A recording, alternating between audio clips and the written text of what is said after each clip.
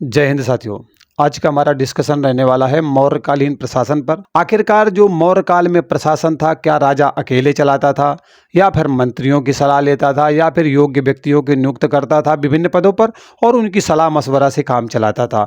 मौर्य काल में सामाजिक स्थितियां कैसी थी, आर्थिक स्थितियां कैसी थी, धार्मिक स्थितियां कैसी थी, इन पर भी हम बात करेंगे, क्योंकि प्रश्न एग्जामिनर कहीं से भी पूछता है। मैं आपको इस तरीके से तैयार करना चाहता हूं कि अगर प्रश्न आपके सामने आए तो आपकी न बजे बल्कि आप प्रश्न की बजा करके आओ, ठीक है। क्योंकि एक बात समझ लीजिएगा, हौसलों से उड़ान होती है वरना परिंदों में कहाँ जान होती है। तो बेटा, मौर्य काल का जो प्रशासन था वो केंद्रीकृत होता था। कहने का मतलब है शासन जो होता था वो राजा के पास होता था, लेकिन राजा जो है अपने कार्य के प्रति, अधिकारियों के प्रति निरंकुश नहीं होता था कि मेरा वचन ही है शासन, ऐसा कुछ नहीं होता था। सारे अधिकार और शक्तियां राजा के पास तो होती थी, लेकिन राजा महत्वपूर्ण पदों पर योग्य व्यक्तियों की नियुक्ति करता था, उनकी सलाह भी लेता था और सलाह के अनुसार विभिन्न मुद्दों पर वो काम भी करता था। ठीक, अब क्या होता है ना कि मुख्यमंत्री हो, पुरोहित हो या फिर जो भी अन्य मंत्री है, उनकी नियुक्ति बहुत सोच समझ करके की जाती थी। इस समय मौर्य प्रशासन में देखेंगे जो राजा है ना, वो बेटा सशस्त्र अंग रक्षिकाएं भी रखता था, मतलब फीमेल सुरक्षा भी रखता था। मजाल है कि कोई राजा के खिलाफ कोई षड्यंत्र रच दे और उसे मारने का प्रयास करे, क्योंकि ये जो अंग रक्षिकाएं थी चुटकियों में, है ना, तुमने सुना नहीं है, ये कमांडो बहुत ही खतरनाक है, पेड़ हिलने से पहले, पत्ता हिलने से पहले पेड़ को ही काट देता है। ध्यान आ रहा होगा आपको, ठीक है। हाँ, तो वही, तो इस तरीके से जो है सुरक्षा करने का ये सभी काम किया करती थी। तो ये तो भैया राजा के बारे में बात रहा। अब हम चंद्रगुप्त मौर्य की बात करते हैं। तो चंद्रगुप्त मौर्य के समय में मौर्य साम्राज्य के अंतर्गत 4 प्रांत आया करते थे। मतलब अब हम शुरुआत कर रहे हैं आगे, तो बेटा यहाँ पर हम देखेंगे चंद्रगुप्त मौर्य, ठीक है। चंद्रगुप्त मौर्य की अगर हम यहाँ पर बात करेंगे तो आप देखेंगे कि चंद्रगुप्त मौर्य के समय मौर्य साम्राज्य के अंतर्गत 4 प्रांत आते थे। तो इनके अंतर्गत कितने प्रांत आते थे बेटा? तो 4 प्रांत आते थे। ऐसे भी लिख सकते हो, ऐसे भी लिख सकते हो, ठीक है। 4 प्रांत आते थे। अब ये बताना है वर्तनी सुधार में शुद्ध कौन सा है, दोनों है कि कौन सा गलत है, ठीक है। चलो, कौन कौन थे? तो बेटा एक आपका उत्तरापथ था, ठीक है। कौन सा था? उत्तरापथ, ठीक है। एक प्रांत कौन सा था? उत्तरापथ था। दूसरा प्रांत कौन था बेटा? अवंती था। क्या था? अवंती, ठीक है, अवंती। दूसरा प्रांत कौन था? अवंती। ओके, ना से नल होना चाहिए, अवंती था, ना है, ठीक है। या बिंदी लगा के भी लिख सकते हो इस तरीके से, अवंती। इनमें बताओ कौन सी वर्तनी सुधार है, ठीक है। हम सब पर परीक्षण करते हुए चलेंगे। अगला आपका क्या था? अवंती राष्ट्र था, ठीक है, अवंती राष्ट्र। ओके, चलिए, तो उत्तरापथ हो गया, अवंती हो गया, प्राची भी था और दक्षिणापथ भी था, ठीक है। प्राची या इसे प्राच्य के नाम से भी जाना जाता है, ठीक है। और चौथे नंबर वाला था बेटा दक्षिणापथ, दक्षिणापथ, ठीक है। ये 4 प्रांत हुआ करते थे चंद्रगुप्त मौर्य के समय में। ओके, तो यहां तक तो भाई आपको समझ में आ गया। अब थोड़ा सा जान लेते हैं इनके बारे में। बेटा जो उत्तरापथ है ना, इसके अंतर्गत आपको कम्बोज, कश्मीर आप जानते होंगे, द कश्मीर फाइल्स, ठीक है, मूवी भी है, देखिएगा आप, बहुत कुछ सीखने को मिलेगा, जानने को मिलेगा। तो कम्बोज हो गया, कश्मीर हो गया, पंजाब हो गया, अफगानिस्तान, गंधार, ये सभी क्षेत्र आते थे। मतलब आपका जो है उत्तरापथ के अंतर्गत अगर हम बात करें तो आपको कम्बोज देखने को मिलेगा, ठीक है। कम्बोज इसके अंतर्गत आता था। कश्मीर भी आता था, ठीक है, कश्मीर भी आता था। अगर बात करें तो पंजाब भी आता था, ठीक है, इसी क्षेत्र के अंतर्गत, उत्तरापथ के अंतर्गत। अफगानिस्तान, गांधार का नाम सुना होगा, वो भी इसी में आते थे, ठीक है। अफगानिस्तान हो गया और आपका गांधार हो गया, ये जो है क्षेत्र आया करते थे आपके उत्तरापथ प्रांत के अंतर्गत। ये बेटा क्या है? प्रांत हैं, ठीक है। उत्तरापथ प्रांत के अंतर्गत आपके जो है कम्बोज है, कश्मीर, पंजाब, अफगानिस्तान, गांधार आदि क्षेत्र आया करते थे। अगर अब हम आगे बात करें तो अवंती की बात कर लेते हैं, ठीक है। तो बेटा अवंती राष्ट्र जो था ना, इसके अंतर्गत आप देखोगे मालवा, गुजरात, राजपूताना क्षेत्र, काठियावाड़ वगैरह आप देखे होंगे, ठीक है। चलो लिख ही देता हूं। तो काठियावाड़ हो गया, ठीक है, काठियावाड़ का क्षेत्र है। राजपूताना क्षेत्र है, राजपूताना क्षेत्र भी आता था इसी में, ठीक है। गुजरात वगैरह का क्षेत्र आता था, मालवा वगैरह आप सुने होंगे, ठीक है। मालवा वाला क्षेत्र जो था और गुजरात वाला जो है, ये सब के सब क्षेत्र जो है आपके बेटा अवंती राष्ट्र के अंतर्गत आते थे और इन पर भी अधिकार किसका था? चंद्रगुप्त मौर्य का ही था, ठीक है। अब अगर हम बात करें प्राची या प्राच्य की, तो इस प्रांत के अंतर्गत आपको उत्तर प्रदेश वगैरह, बिहार वगैरह मिलेगा। मतलब उत्तर प्रदेश का क्षेत्र मिलेगा, बिहार वाला कुछ क्षेत्र मिल जाएगा, और कौन था, यूपी था, बिहार था, हाँ बंगाल, ठीक है, बंगाल वाला क्षेत्र था, ये आपके आते थे। बंगाल का क्षेत्र, ये बेटा आपके बहुत सारी चीजें जो है किस में आती थी, ये मतलब क्षेत्र जो थे आपके प्राची या प्राच्य प्रांत के अंतर्गत आते थे। दक्षिणापथ जो प्रांत था, इसके बारे में भी जान लेते हैं। तो बिंद का क्षेत्र जो था, मतलब बिंद के जो दक्षिण का क्षेत्र था, मतलब एक तरीके से बिंद क्षेत्र आप ले सकते हो, ठीक है। बिंद क्षेत्र जो था, वैसे बिंद के जो है दक्षिण वाला क्षेत्र ज़्यादा था, वो आपके जो है दक्षिणापथ नामी है। दक्षिण और ये दक्षिण वाला क्षेत्र बिंद का जो था, ये आपके इन चारों प्रांतों के अंतर्गत आते थे। तो अब ऑप्शन आपसे पूछ सकता है, मतलब प्रश्न में आपसे ऑप्शन दे करके पूछ सकता है। सीधी बात यह है कि निम्न में से उत्तरापथ के अंतर्गत कौन सा क्षेत्र नहीं आता। तो भैया अगर जानकारी होगी ना, तब तो नहीं वाला ढूंढ पाओगे, नहीं तो हाँ वाला ढूंढना भी बहुत बड़ी चुनौती होती है हमारे सामने, ठीक है। चलिए अब हम बात कर लेते हैं मौर्य काल में जो केंद्रीय शासन था वो किस तरीके से था, कौन शासन को चलाने का काम करता था, ठीक है, कौन किसकी मदद करता था, कौन नहीं करता था, कौन समितियां बनाई गई थी, कौन सभाएं बनाई गई थी, कौन कौन सी बातें हैं जो आपसे परीक्षा में जानी जा सकती हैं या परीक्षक जानने की कोशिश करेगा, उन सभी बिंदुओं को हम कवर करते हुए चलते हैं, ठीक है। तो बस ध्यान से पढ़ते जाइएगा क्योंकि समझना बहुत जरूरी है। तो चलो आगे बढ़ते हैं। अब हम बात करते हैं मौर्य काल के केंद्रीय शासन की। तो बेटा जो मौर्य काल होता है ना, वहां पर जो केंद्रीय शासन था वो सम्राट के हाथ में होता था, शासक के हाथ में होता था। मतलब सम्राट शासन का सर्वोच्च अधिकारी होता था। वह कार्यपालिका हो, व्यवस्थापिका हो, न्यायपालिका हो, इन सब का प्रमुख होता था। मतलब सम्राट जो होता था वो सर्वे सर्वा था, ठीक है। सम्राट कहो या फिर शासक कहो, तो सम्राट या जो शासक होता था, जिसे आप राजा भी कह सकते हो, ये क्या था, ये सर्वे सर्वा था, होल एंड सोल था, ठीक है। सर्वे सर्वा था मतलब सारी की सारी शक्तियां, चाहे न्यायपालिका वाली हो, कार्यपालिका हो, व्यवस्थापिका हो, सब इसी के अंडर में रहा करती थी, ठीक है। मौर्य काल में सम्राट की सहायता करने के लिए, जैसा कि शुरुआत में भी बताया था कि जो है मंत्रियों की नियुक्ति करता था, मंत्रिपरिषद बनाता था, उसके सदस्य सलाह देते थे किसी काम करने के लिए, तो वो मैं आपको बता रहा हूँ। तो मौर्य काल में सम्राट की सहायता करने के लिए एक मंत्रिपरिषद होती थी। मतलब मौर्य काल में क्या था, राजा की सहायता के लिए, ठीक है, राजा की हेल्प के लिए क्या होता था, मंत्रिपरिषद होती थी, ठीक, मंत्रिपरिषद होती थी राजा की सहायता, हेल्प मतलब सहायता करने के लिए। अब जो मंत्रिपरिषद थे, इसमें सदस्य किस हिसाब से थे, तो सदस्य जो है 4 के गुणज में थे। मतलब 12 हो सकते हैं, 16 हो सकते हैं या 20 हो सकते हैं, इस तरीके के जो है सदस्य होते थे। या तो 12 रखेगा, 16 रखेगा और 20 रखेगा। अब ये नहीं सोचना 4 के गुणज में 4 एक कम 4, 4 दूनी 8, नहीं, ऐसा नहीं था, ठीक है।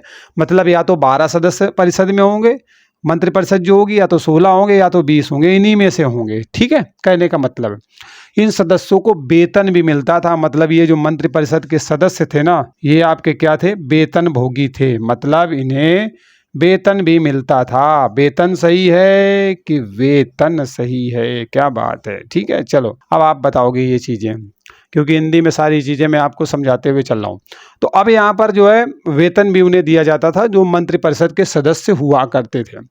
कौटिल्य ने अपने अर्थशास्त्र में मंत्रिपरिषद के मंत्रियों के लिए तीर्थ शब्द का प्रयोग किया है। मतलब अगर हम कौटिल्य के अर्थशास्त्र में जाएंगे, कौटिल्य तो जानते हो ना, कौटिल्य कहो या फिर इन्हें जो है विष्णुगुप्त कहो, है ना, या फिर आप चाणक्य कहो, ठीक। मतलब विष्णुगुप्त हो गया, कौटिल्य, चाणक्य, कुछ भी बोलो, सब नाम एक ही बंदे के हैं। तो इन्होंने क्या बोला है, अपने अर्थशास्त्र में तीर्थ नामक शब्द का प्रयोग किया है। किसके लिए, मंत्रिपरिषद के लिए। मतलब ये जो मंत्रिपरिषद है ना, इसको तीर्थ नामक शब्द से जो है संबोधित किया है। और इनकी संख्या कितनी बताई है, तो तीर्थ की संख्या जो है 18 बताई है। मंत्रिपरिषद की संख्या कितनी बताई है, सदस्यों की संख्या 18 बताई है, ठीक है। मौर्य काल में प्रांतों का जो शासन था राज परिवार के किसी व्यक्ति के द्वारा चलाया जाता था। प्रांतों के शासकों को अशोक के अभिलेखों के अनुसार, मतलब अगर प्रांत का कोई शासक है लेकिन अभी वो छोटा है, बड़ा नहीं है, तो उसे कुमार कहा जाता था या फिर आर्यपुत्र कहा जाता था। वैसे ज़्यादातर बालिग ही होते थे, तभी तो उन्हें सीखने के लिए भेजा जाता था। तो कुल मिलाकर आप समझ सकते हो वोट डालने की दशा में वो थे 18+ वाले। ठीक, तो इसमें क्या था कि अशोक के अभिलेखों से ये जानकारी प्राप्त होती है कि जो व्यक्ति प्रांतों का जो कार्यभार संभाला करते थे उन्हें आर्यपुत्र कहते थे या फिर कुमार कहते थे। ठीक है, मतलब अगर प्रांतों का शासन कोई चलाने वाला था, मतलब शासन की जो देख रेख करता था, उसे या तो आर्यपुत्र कहा गया है और या तो फिर कुमार कहा गया है। ठीक है, कहाँ पर? अशोक के अभिलेखों में। देखिए मैं धीरे धीरे चल रहा हूँ लेकिन बातें बहुत रखता हुआ जा रहा हूँ, जिससे कि प्रश्न अगर फंसे तो समझ लेना क्या करके आओगे। जिले का शासन कौन चलाता था? तो स्थानिक चलाता था। ठीक है, प्रांतों के अंतर्गत जो आपके जिले थे, तो बेटा जो जिले का शासन था ना, जिले का शासन कौन चलाता था? तो स्थानिक चलाता था। क्या नाम होता था? स्थानिक। ठीक है, ये शासन कौन चलाता था? तो बेटा स्थानिक चलाता था। तो इतनी सारी बातें यहाँ पर लिंक होते हुए चल रही हैं।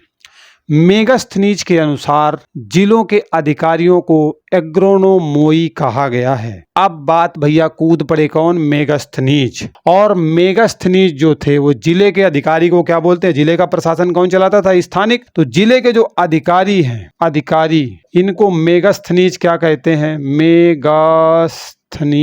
मेगास्थनीज महोदय का कहना है, अरे भैया इनको अधिकारी मत बुलाओ, एग्रोनोमोई बुलाओ। क्या बुलाओ? एग्रोनोमोई। ठीक है, एग्रोनोमोई कह के बुलाओ। कहने का मतलब ये है मेगास्थनीज जी के द्वारा ये बोला गया। ठीक, तो ये बात भी भैया समझ में आ गई। अब बोर्ड में स्पेस हो गया है कम, तो थोड़ा साफ कर ले और उसके बाद आगे बढ़ते हैं। तो यहाँ तक देखो भैया आपको समझ में आ गया कि किस तरीके से मौर्य प्रशासन का कार्य शुरू होता है और जो प्रशासन है वो किस तरीके से राजा संभालने का काम करते हैं।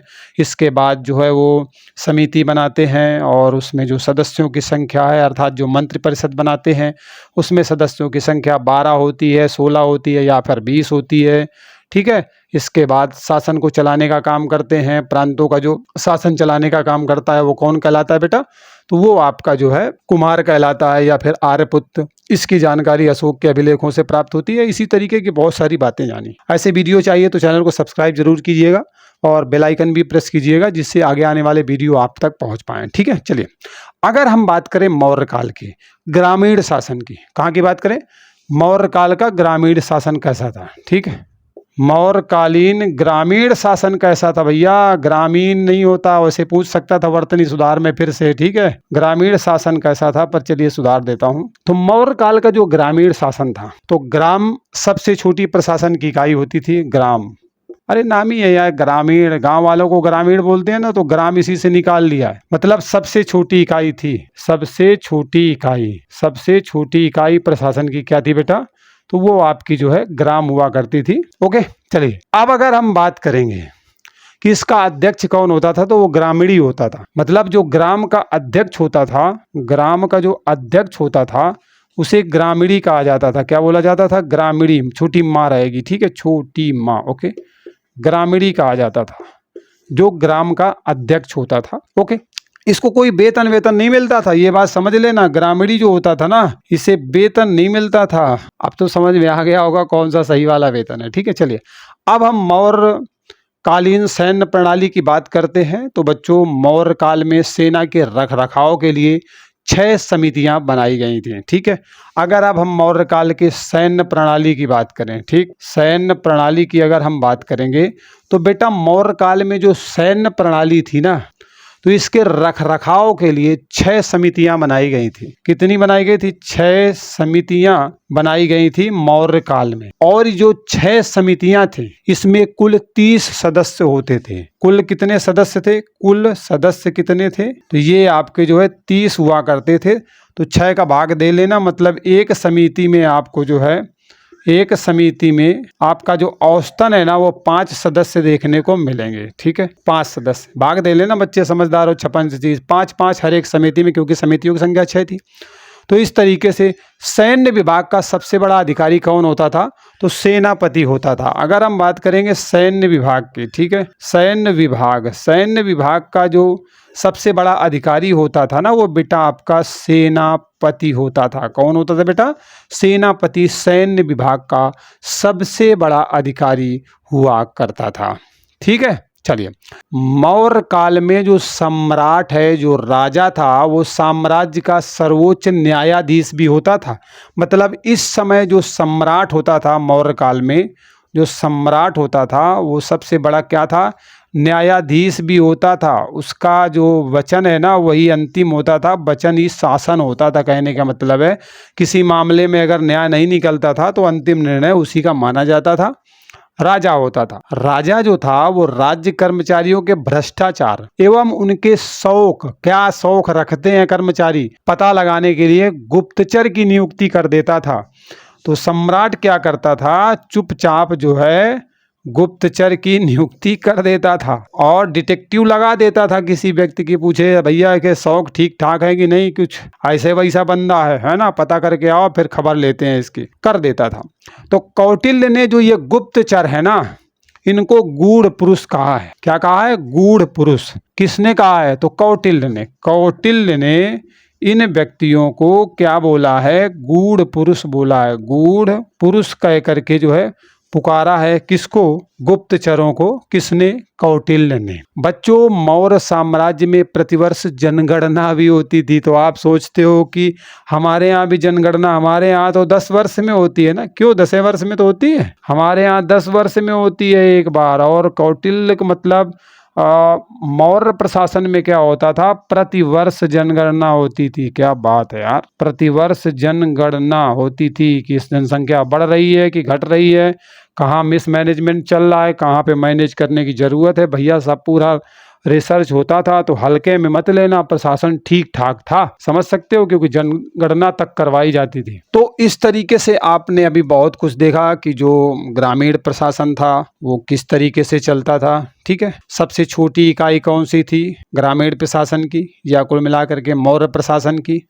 और किस तरीके की जो समितियां थी बनाई गई थी सैन्य विभाग की देखरेख के लिए, प्रत्येक समिति में सदस्य कितने होते थे। तो यहाँ पर एक बात और समझ लो, आप लोग सपोर्ट कर रहे हो, इसके लिए बहुत बहुत धन्यवाद आप सभी का। और इसी तरीके से अपना प्यार बनाए रखें, अधिक से अधिक शेयर करते रहें और आपके जो सुझाव हैं हम तक जरूर पहुँचाएं भाई, बहुत ज़रूरी है, आपकी राय तो बहुत ज़रूरी है। बच्चों, मौर्य काल में अगर हम सामाजिक स्थिति की बात करें, चलो अब सामाजिक स्थिति पर बात करते हैं। बहुत सारी बातें हो गई, सेना भी देख लिया, चंद्रगुप्त मौर्य के बारे में भी देख लिया और बहुत कुछ देख लिया। तो अब हम बात करते हैं सामाजिक स्थिति के बारे में। ठीक है, सामाजिक स्थिति कैसी थी मौर्य काल में, इस पर बात कर लेते हैं। तो बेटा, मौर्य काल में जो सामाजिक स्थिति है इसकी जानकारी कौटिल्य के अर्थशास्त्र से प्राप्त होती है। मतलब अगर कौटिल्य के अर्थशास्त्र में जाओगे, तो मैं अर्थशास्त्र लिख देता हूँ, ठीक है, और बार बार बता चुका हूँ कि अर्थशास्त्र किसने लिखा है, तो बेटा कौटिल्य ने लिखा है। तो अर्थशास्त्र से जो है कौटिल्य की जानकारी मिलती है कि सामाजिक स्थितियाँ कैसी थी। मेगास्थनीज की इंडिका भी जानते हो ना, चलो मैं इंडिका भी लिख देता हूँ। इंडिका आपके जो है किसकी है? मेगास्थनीज। चलो लिख ही देता हूँ यार, चाणक्य नहीं, आप कंफ्यूज करोगे कि क्या मामला है, बताया नहीं सर जी आपने। इंडिका आपके मेगास्थनीज की है, इससे भी सामाजिक स्थिति की जानकारी मिलती है। अशोक के अभिलेख है ना, अशोक के अभिलेख, इससे भी जानकारी मौर्यकालीन प्रशासन के बारे में भैया मिलती है। विवाह के 8 प्रकार प्रचलित थे। अष्ट विवाह, आपका विवाह कौन सा है, मैंने वीडियो बनाया, सेपरेट वीडियो बना हुआ है भाई, कौन सा ब्रह्म है और कौन सा आप लोगों का पसंदीदा वाला है, सब कुछ बताया है। तो वीडियो पड़ा हुआ है, जाके देख लेना, सारा मामला समझ में आ जाएगा। ठीक है, तो सामाजिक स्थिति में क्या था, 8 प्रकार के विवाह भी उस समय हुआ करते थे। तलाक और पुनर्विवाह का प्रचलन भी इस काल में देखने को मिलता है। ठीक है, चलिए अगर हम कौटिल्य जी की बात करें, चाणक्य की बात करें या फिर विष्णुगुप्त की बात करें, तो इनका कहना है कि मौर्य काल में 9 प्रकार के दास हुआ करते थे। कौटिल्य जी क्या कहते हैं? चाणक्य जी कहते हैं कि मौर्य काल में 9 प्रकार के दास थे। 9 प्रकार के दास तो जानते हो ना, गुलाम, कटप्पा वाले, है ना, वो आपको जो है 9 प्रकार के मिलते थे। और यह उतनी महत्वपूर्ण नहीं है जानकारी, क्योंकि 9 प्रकार के थे, इतना जान लेना जरूरी है और इसमें ज़्यादा डिटेल की आवश्यकता नहीं है। ठीक है, अब हम अगर देखें कि और क्या विशेषताएं थी आपके मौर्य काल में जो है, तो मेगास्थनीज का कहना है कि मौर्य काल में जो भारतीय समाज था वो 7 जातियों में बटा हुआ था। ठीक है, किसका कहना है? मेगास्थनीज। मेगास्थनीज जी क्या कहते हैं? मेगास्थनीज, बड़ा गा भी है छोटा गा भी है, अपना मैनेज कर लेना जो तुम्हें उचित लगे। ठीक है, दोनों लिखा बुक्स में मिलता है। तो मेगास्थनीज ने मौर्य काल में 7 जो है जातियों का बोध किया है। मतलब यहाँ पर कह रहे हैं कि यहाँ पर जो समाज था ना, वहाँ पर 7 जातियाँ थी। उस समाज में जो है 7 जातियाँ निवास करती थी मौर्य काल में। ठीक है, कौन कौन सी थी 7 जातियाँ वो भी बता दीजिए। तो बेटा आपके दार्शनिक थे। 7 जातियों में से कौन से थे? ये लो 1, ये 2, ये 3, ये 4, ये 5, ये 6, ये 7। लो हो गई। अरे नाम तो बताओ सर जी। ठीक है, ले लो भाई, ये आपके दार्शनिक थे। ठीक है, एक तो दार्शनिक हो गया, दूसरा किसान। हाँ ठीक है, दूसरा कौन सा हो गया? किसान। चलो तीसरा बताओ, कौन कौन कौन? पशु चराने वाले। तो क्या बोलोगे इनको? पशुचारक कह सकते हो। ठीक है, पशुओं को चराने वाले पशुचारक हो गए आपके। कारीगर, घर बनाएंगे ना, कारीगर भी कह सकते हो। या फिर इन्हीं कारीगरों को आप अन्य नाम से, जैसे कि क्या कह सकते हो? शिल्पी कह सकते हो। शिल्प का निर्माण करते हैं ना, तो इन्हें शिल्पी भी कह सकते हो। दोनों सेम नाम है। ठीक है, कारीगर या शिल्पी हुआ करते थे। सैनिक भी थे। सैनिक तो भैया होंगे ही होंगे। ठीक है, सैनिक थे। और कौन थे? निरीक्षक। निरीक्षक भी होते थे। ठीक है, निरीक्षक भी थे और सभासद भी थे। ठीक है, सभासद। अब सभासद का चुनाव जानते हो ना, शहरों में हुआ करता है। तो आप देख रहे हो कि ये 7 प्रकार की जो जातियां देखने को मिलती है मौर्य काल में, ऐसा कहना है मेगास्थनीज भाई साहब का। अब ये बताओ, मेगास्थनीज किसके शासन काल में भारत में आए थे? ठीक है, तो अब तो बताओगे ना, क्योंकि वीडियो बने हुए हैं, आपने देखा भी है प्रॉपर तरीके से, तो आपको पता भी है और आप बताओगे भी। ठीक है, चलिए। मौर्य काल में खेती बाड़ी की अगर हम बात करें, तो मौर्य काल में जिस जमीन पर बिना वर्षा के अच्छी खासी पैदावार होती थी, उसे क्या कहा गया है? अदेव मातृक कहा गया है। मतलब मान लो कोई ये खेत है और यहाँ पर कोई सिंचाई की व्यवस्था है नहीं। ठीक है, कोई खेत है और सिंचाई की व्यवस्था यहाँ पर नहीं है, और इसमें जो है अच्छी खासी पैदावार होती है, अच्छी पैदावार हो जाती है, तो इसे भूमि को क्या कहा जाता था? अदेव मातृक कहा जाता था। ठीक है, अदेव मातृक इस जमीन को बोला जाता था, जो बिना सिंचाई के अच्छी खासी जो है फसल दे देती थी। अब मान लो कोई सरकारी जमीन है, तो उसे सीता भूमि कहते थे। मतलब कोई जमीन है, ये मान लो जमीन है, लेकिन कैसी है? तो ये आपकी सरकारी है। तो सरकारी जमीन को क्या बोला जाता था? तो सीता भूमि बोला जाता था। ठीक है, तो मौर्य काल में सरकारी जमीन को क्या बोला जाता था बेटा? सीता भूमि बोला जाता था। और इस भूमि की देख रेख करने वाला कौन अधिकारी होता था? उसे सीताध्यक्ष कहते थे। क्या कहते थे? अरे नाम ही है सीता का अध्यक्ष, मतलब सीता भूमि की देख रेख करने वाला, सरकारी जमीन की देख रेख करने वाला। ठीक है, तो सीताध्यक्ष होता था जो इसकी देख रेख करने का काम करता था। तो यहाँ तक भैया सब कुछ समझ में आया। मौर्य काल में बेटा जो टैक्स था ना, कर जो था, इनकम जो थी सरकार की, राजा की, उसे हिरण्य कहा जाता था। अब हिरण्य से नाम आया होगा हिरण्यकश्यप, कि हिरण्यकश्यप है ना, क्या होता है? चलो ये भी बता दो, आप लोग पढ़ते हो ना। अब ये मत कहना कि अब कैसे बताते हैं। अरे यार, मातृभाषा है भाई तुम्हारी, और अगर देखा जाए तो राजभाषा भी है। आज तक तो राष्ट्रभाषा बन नहीं पाई हिंदी। ठीक है, पर फिर भी इतनी तो है कि कुछ न कुछ तो महत्व है उसका। तो अब बताओ आप लोग। ठीक, चलो। तो मौर्य काल में बेटा जो टैक्स लिया जाता था, मौर्य काल में जो टैक्स वसूला जाता था, वो कैसा होता था? ठीक है, तो इसे पहली बात तो हिरण्य के नाम से जाना जाता था। क्या बोला जाता था? हिरण्य। टैक्स को क्या कहते थे? तो हिरण्य के नाम से जाना जाता था। और अलग अलग होता था, कहीं 1/6 तो कहीं 1/8, इस तरीके से कुछ भी। मतलब जो भी आप पैदा कर रहे हो ना, उसमें कुछ हिस्सा राजा ले लेता था, वही टैक्स हो गया। ओके, अरे आप सैलरी पाते हो, वेतन पाते हो, उसके बाद सरकार उसमें से टैक्स ले लेती है, बस वही बात थी वहाँ पर भी। मौर्य काल में चीन से रेशम आयात होता था। उस समय जो रेशम मंगाया जाता था ना, रेशम, ये रेशमी जुल्फे है ना, तो रेशम जो मंगाया जाता था वो बेटा चीन से मंगाया जाता था। कहाँ से? चीन से। ठीक है, चलिए ये बात भी समझ में आ गई। तक्षशिला का नाम आप जानते हैं, पाटलिपुत्र का भी जानते हैं, कौशाम्बी इलाहाबाद के पास वाला, उज्जैन, सुमात्रा, सीरिया, मिस्र मुख्य केंद्र थे व्यापार के। समझ लेना, अगर व्यापारिक केंद्र की बात करें भैया, उस समय व्यापारिक केंद्र कौन कौन से थे? व्यापारिक केंद्र तो बेटा मौर्य काल में जो व्यापारिक केंद्र हुआ करते थे वो कौन कौन से थे? ठीक है, तो मुख्य जो थे वो जैसे कि आपका तक्षशिला हो गया, पाटलिपुत्र हो गया, ठीक है, पाटलिपुत्र, ये जो है प्रमुख केंद्र हुआ करते थे मौर्य काल में, व्यापार के हुआ करते थे। कौशाम्बी, उज्जैन, सुमात्रा भी है आपका, तो कौशाम्बी हो गया और सुमात्रा हो गया, उज्जैन हो गया, ठीक है, ये सब जो है होते थे। और भी थे जैसे मिस्र वगैरह थे, सीरिया वगैरह थे, चलो इनको भी ले लो भाई, मिस्र हो गया, सीरिया हो गया, यहाँ से हमारे व्यापारिक संबंध चला करते थे, व्यापारिक केंद्र ये सब के सब हुआ करते थे। निम्न में से कौन सा मौर्यकालीन व्यापारिक केंद्र नहीं था? तब क्या करोगे? आय का जो स्रोत था ना वो भूमि कर था, टैक्स था, अभी मैंने आपको बताया 1/6 हुआ करता था उपज का, ठीक है। टैक्स की अगर बात करोगे तो टैक्स जो है उपज का 1/6 हुआ करता था, चलिए बता ही देता हूँ, और 1/6 होता था, और कहीं कहीं पर जो है इसे घटा करके 1/4 भी दिखाया गया है, तो कभी 1/6 कभी 1/4, ठीक है, ऐसा हुआ करता था। मतलब 1/4 से लेके 1/6 के बीच में झूलता रहता था, जैसी मतलब परिस्थितियां होती थी उसी हिसाब से ज़्यादा पैदा हुआ, थोड़ा राजा ज़्यादा भी ले लेता था। तो भूमि पर राज्य और कृषक दोनों का अधिकार था। मान लो ये जो जमीन है, ये जमीन है, इसमें अधिकार किसका है? तो राज्य का भी अधिकार था, और जो किसान थे ना, कृषक जिसे बोलते हो आप, इन सब का अधिकार हुआ करता था इस जमीन पे, ठीक। राज्य की भूमि से प्राप्त आय को सीता कहा जाता था। मान लो राज्य की जो भूमि थी, मान लो इस पे केवल राज्य का अधिकार है, और एक जमीन है उस पे कृषक का अधिकार है। तो कहने का मतलब है जो जमीन थी किसी में राज्य का था तो किसी में कृषक का था, किसी में कृषक का था, किसी में राज्य, किसी में दोनों का। मतलब राजा की जमीन थी लेकिन काम किसान करते थे ना, कहने का मतलब। तो बेटा जो राज्य वाली जो खेती होती थी उसमें जो भी कुछ पैदा होता था, जो भी आय प्राप्त होती थी उससे, तो वो आपका क्या कहलाती थी? सीता कहलाती थी, ठीक है।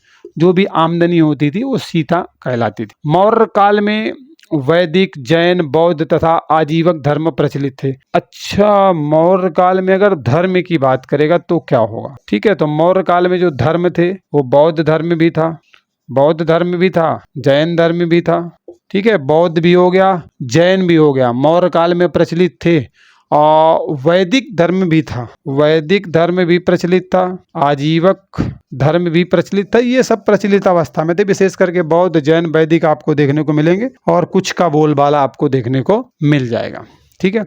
बेटा पतंजलि के अनुसार मौर्य काल में देवताओं की मूर्तियों को बेचा जाता था। पतंजलि का कहना है कि मौर्य काल में जो है मूर्तियों को बेचा जाता था, ठीक है। पतंजलि का कहना क्या है कि मौर्य काल में जो मूर्तियां थी ना उनको बेचने का काम किया जाता था, ठीक है। तो वीडियो देखो यहाँ तक बिल्कुल समझ में आ रहा होगा, और इस तरीके की वीडियो चाहिए तो चैनल को सब्सक्राइब जरूर करें, बेल आइकन प्रेस करें और नोटिफिकेशन जरूर ऑन करना, जिससे आगे आने वाले वीडियो आप तक पहुँचते रहें, ठीक है। तो पतंजलि का कहना है कि मौर्य काल में जो देवताओं की मूर्तियाँ थी उनको क्या किया जाता था? बेचा जाता था। मौर्य काल में जो देवता की मूर्तियाँ थी, ठीक है, देवता की जो मूर्तियाँ थी उनको बेटा बेचने का काम किया जाता था, बेचा खरीदा जाता था, कहने का मतलब ये है, ठीक है। और अशोक के काल में बौद्ध धर्म राजकीय धर्म होता था। यहाँ पर अशोक की भी बात कर लेते हैं क्योंकि ये भी मौर्य काल से ही संबंधित है। तो अशोक के काल में क्या होता था?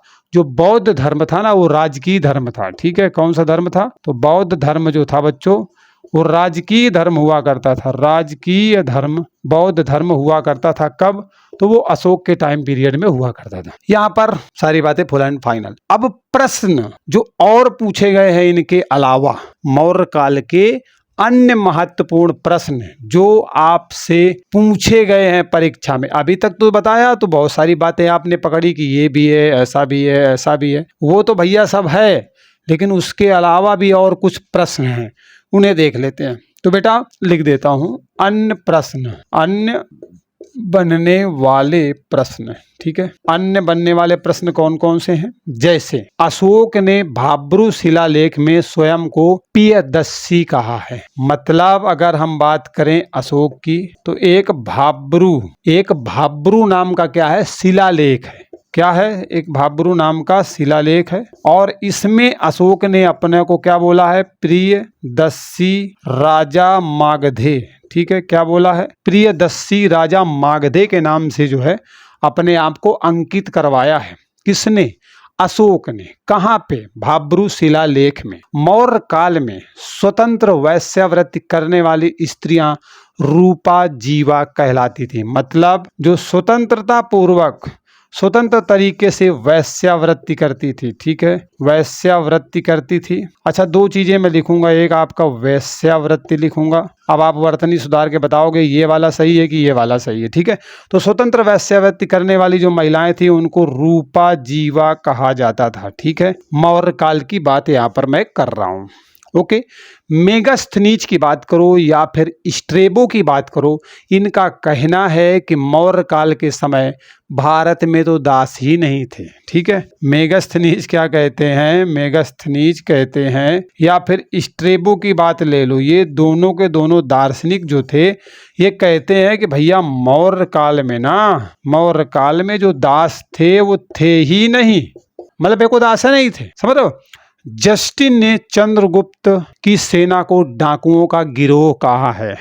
अब जस्टिन भाई किसी बात पे नाराज होंगे तो इन्होंने जो है चंद्रगुप्त की जो सेना है उसको क्या बोला है, चंद्रगुप्त की सेना को क्या बोला है, डाकुओं का गिरोह। क्या बात है, डाकुओं का गिरोह इनके द्वारा बोला गया है। ठीक, मैं नहीं कह रहा हूं, ये कौन कह रहे हैं, जस्टिन महोदय कह रहे हैं।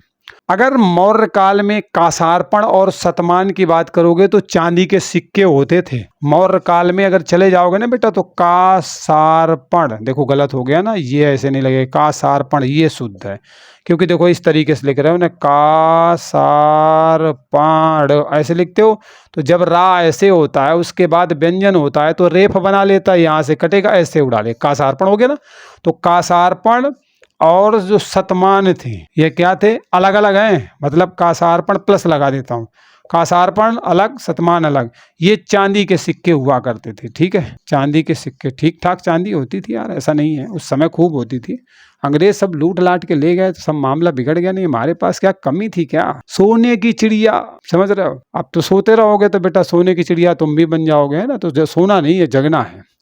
वीडियो कैसा लगा कमेंट करके बताइएगा, कौन सी बातें आपको पसंद आए, क्या आपको सीखने को मिला जो वास्तव में अब तक आपको नहीं पता था। ठीक है, परीक्षा के पॉइंट ऑफ व्यू से जो आपके मौर्यकालीन प्रशासन से जैसा भी प्रश्न बनेगा, अगर आपको एक तरीके से निबंध भी लिखना पड़ जाएगा तब भी लिख डालोगे, क्योंकि आप जानते हो कि मैं भैया बेहतर तरीके से विश्वास करता हूँ कि सही तरीके से समझो किसी टॉपिक को, क्योंकि शॉर्टकट कुछ होता नहीं है, क्योंकि जो शॉर्टकट पकड़ता है वो ऐसे पहुंच तो जाएगा लेकिन जब गिरेगा तो वैसा नहीं होगा, उसका फेस सीधे उड़ जाएगा। ठीक है, चलिए मिलते हैं अगले वीडियो में नए अपडेट के साथ। कमेंट जरूर करके जाना, लाइक तो कर दीजिएगा, सब्सक्राइब करना तो बेल आइकन की घंटी बजा लेना, है ना, जिससे कि नोटिफिकेशन आपको मिल जाए। चलिए बाय बाय, टेक केयर।